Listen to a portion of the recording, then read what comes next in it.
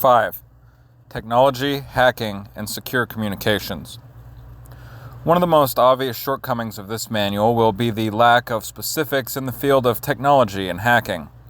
The reason is that the hacking world moves and changes so fast that a manual such as this would be outdated to the point of laughter before I could consult the right people, translate from hackerese to American English, and publish it.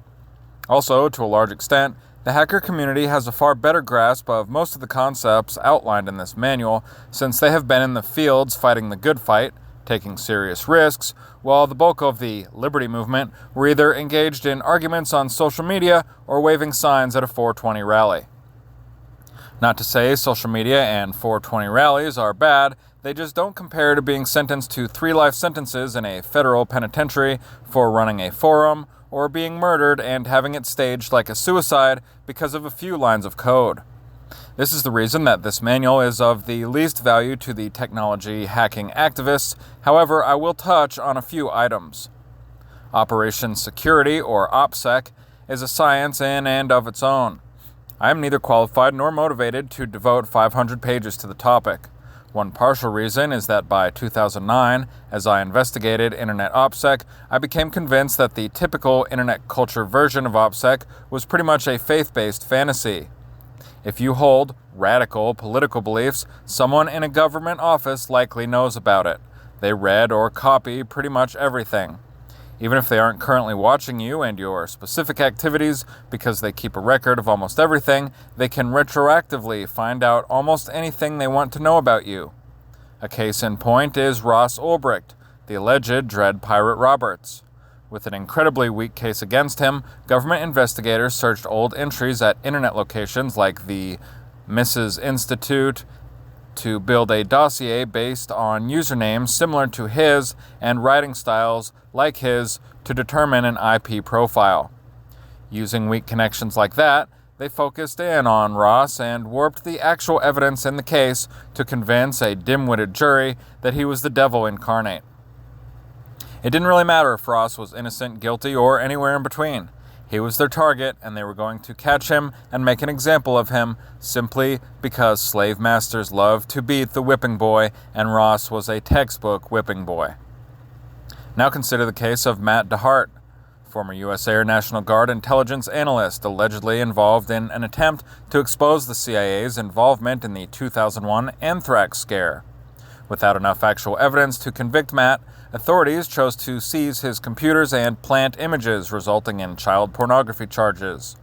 One may ask why so much time and effort was invested into the Ulbricht case when they could have just faked the evidence like they did in the DeHart case. The obvious answer is hidden in the fact that government agents working on the Dread Pirate Roberts case have been proven guilty of absconding with a fortune in Bitcoin that they stole from the Silk Road, and no such source of funding was available in the DeHart case. So they took the easy, time-tested route of planting evidence on computer hard drives that the government had complete access to, with no way to prove it wasn't Matt's pornography. So does that mean we should just throw caution to the wind and forget about internet security and private communications? Not at all. It means those in the underground should not worry about or try to be totally invisible, but we should learn and practice communicating in ways that assure the best security that is possible for the things that matter. One thing that helps us do that is if the above-ground activists practice secure communications for things that don't need to be private, if for no other reason, to keep the watchers busy watching things that don't matter. 5-1 Secure Communications. As covered above in regards to activist networks, communication systems can be centralized, decentralized, or distributed in structure. An example of a currently working, 2016, distributed communication system that provides good functionality but doesn't rely on any centralized host is TOX. TOX.chat. It allows private chat, group chat, and file sharing, and is encrypted end-to-end, although the PC itself can still be compromised. It's a direct replacement for unsecured chat and secured chat that is centrally hosted. Currently, the download and use are free of charge. Another distributed project, which is way more comprehensive towards secure communications and file sharing, is RetroShare. Wikipedia.org/wiki/RetroShare. and is more like a private bulletin board system where you can post files and messages for others to download later. Neither of these two are very hard to set up, but they do both require the participants to somehow exchange their keys, preferably in a secure way, in order to connect to each other. Coupling either of the two distributed systems above with an operating system like Tails, which gives out-of-the-box anonymity over Tor. Review here, zomiaofflinagames.com/tails-2-0-is-here-download-now can give us a private secure network like we've never seen before, and it's not too hard to set up. There are other systems like this coming out all the time, making the idea of putting such a topic in print seem rather silly. 6. Homework and conclusion. Homework assignment A. Assuming you have made it this far and completed this first section of this manual, I would like to assign some reading before you continue to the next section. The reason for this homework is to drive home the concept that the thing the public sees as government is not the state, and indeed, it is not even government. The political process, with all its politicians, its posturing, its political campaigns, its elections, and all of its quasi-religious ceremonies, is in fact an elaborate opera played out by actors for your entertainment. The entire show is nothing more than an ongoing, intravenous drip of political opiates to keep the public in a stupor. Actual government policies are the result of a hidden government made up of unelected, semi-permanent bureaucrats who kindly play along with the politicians while doing almost all of the work of running the apparatus of government. If you complete this homework assignment, you will find the above statement is not a wild-eyed foil hat conspiracy. It is simply how the real world of government works. And if you complete this assignment, you will see a major flaw in the very fabric of government that is just waiting for someone to yank the thread and unravel the whole cloth. The assignment. Read, or at least skim, the short book, National Security and Double Government, by Michael Glennon, 2014.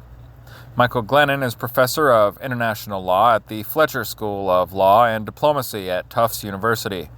He is a respected Washington, D.C. policymaker and insider. He is not an anarchist. He is not a conspiracy wacko, and he is not a whistleblower with an axe to grind. He is a solid statist who is being brutally honest with his colleagues in describing a flaw that he perceives in American government. Although insightful in regards to the national security/intelligence state and revealing in his indictment of the process of selecting U.S. Supreme Court justices and U.S. presidents, Michael Glennon seems to ignore or not be aware of the struggle between the hidden government that he talks about and the public government in the post-World War II years, culminating in the assignation of a sitting U.S. president. Perhaps he didn't want to muddy the waters with the topic, but ignoring such an event in conjunction with his lacking in assessment of the obvious meddling by the central banks and their owners in regards to monetary policy and the massive influence of the military-industrial complex, the pharmaceutical complex, the energy complex, and the industrial farming interests have all played, is disturbing to say the least. Again, perhaps there were constraints in time, or perhaps he chose to only focus on the national security/intelligence issues because of his target audience, or perhaps because he wished to keep the discussion in his realm of excellence. For whatever his reason, and considering the precision in his assessment, it is sad that he didn't follow through to a better conclusion than just to say that voters should be better educated. This failure stands out most dramatically when you consider that he never even once hits at the incredible level of aggression and violence that his so-called Trumanites have relied upon to gain and maintain their grip on government. Also, when you consider that the very system of Trumanites that he describes existed in American history before the date he points to as their official birth, and in fact controlled major aspects of the American government long before Harry Truman was born, his warnings seem far too little, far too late.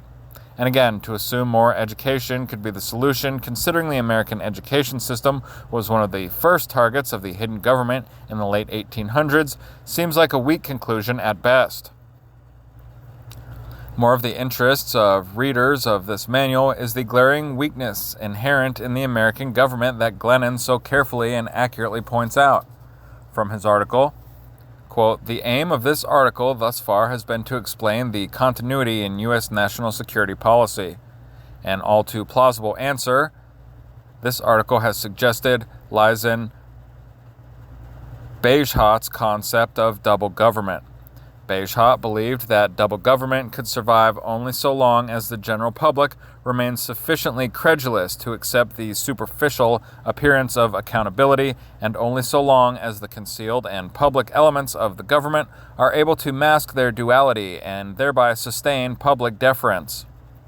As evidence of duality becomes plainer and public skepticism grows, however, Bagehot believed that the cone of government will be balanced on its point.